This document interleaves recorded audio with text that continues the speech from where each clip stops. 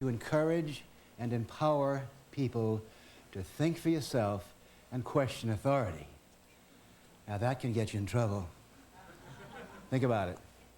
So who do you think is the most dangerous man today, then? Well, I don't think individuals are dangerous. I think systems are dangerous. Parties are dangerous. The Communist Party. I think organized religions, which is an oxymoron in itself, organized religion.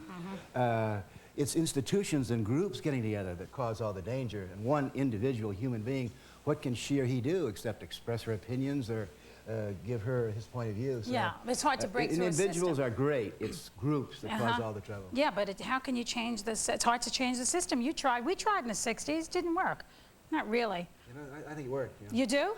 Well, what changes do you see? Well, I think we've got a baby boom generation here of 78 million people who are the best educated in history. They're the most open-minded. Their hearts have been broken, so they're tough, they're strong, they've survived. They've seen Kennedy go down, they've seen Watergate. I feel very optimistic about the young people in this country. Granted, we had a little trouble with the first baby boomer to achieve or try to achieve high office was Douglas Ginsburg. That was pathetic. But you're going to see a lot more scandals like that in the next 20 years. Do you think if it was the 60s, he would have been put through?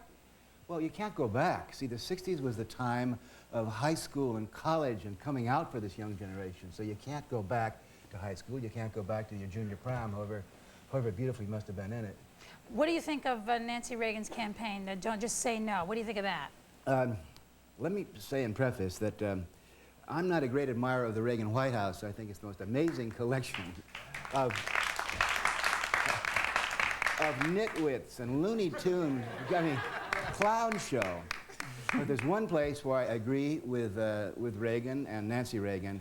Say no for kids. We've got to tell kids, coerce, persuade in every way, keep kids from taking dope.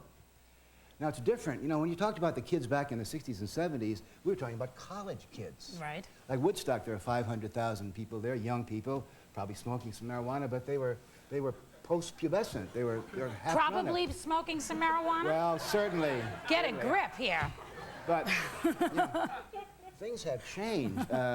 Everything's kind of accelerated. I've got a 14-year-old kid, and he sees like X-rated cable TV shows. I know. The atmosphere now is tougher, it's harder, so that kids at a very young age are being exposed. There were no 12 and 13-year-old kids at Woodstock.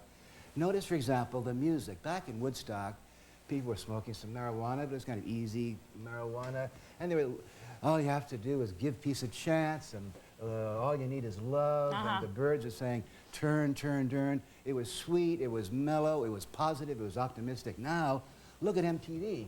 You got tough, hard driving, and the drugs today are hard driving, and the poor kids, 8 and 9, 10-year-old kids that are watching this. I mean, you got, with my 14-year-old son, I used to sit down with him. You can't bring out the National Guard, Nancy. You have to sit down with your young person and say, look, your mother and I do things that you can't do.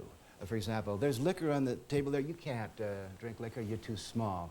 There are the car keys on the kitchen sink. You can't drive the car. You're too young. We got a chainsaw in the garage. You can't do that. You can't take drugs. So you're a strict parent then? Not at all. It's common sense. Call me Attila the Hun, but you can't make love to your mother either. Let me ask you a question. Common sense. It's common sense. Let me ask you before we go, because the time is really short on this show. Believe it or not, it's almost over. Do you still do drugs? It's my right as an adult American to decide who or what I put in my body. Oh, come on, let's be commonsensical here. I'm not going to let bureaucrats in Washington But you did a lot of acid.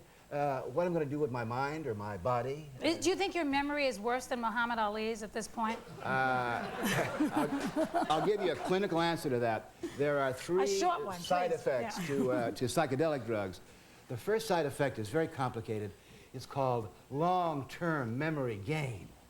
You just see too much. The second is short-term memory loss, and the third I forget, but I'll be back. Thank you very much for coming. Don't drop out. We'll be right back after these messages.